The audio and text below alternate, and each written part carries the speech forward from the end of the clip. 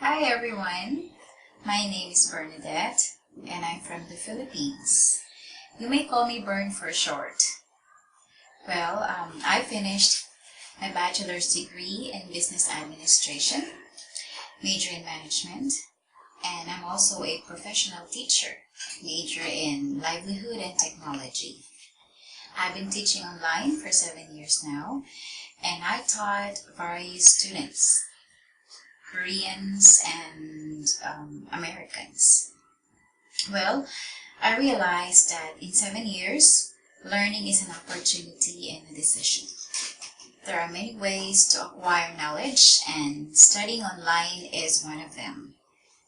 I believe that getting someone to help you out, learn the language, is far greater experience because you'll be able to meet new circle of friends around the world.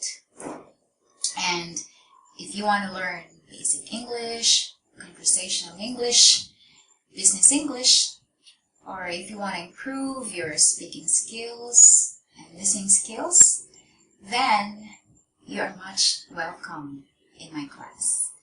You may register and I'll meet you soon. Thank you, and thank you for watching my video. I'll see you soon. Goodbye.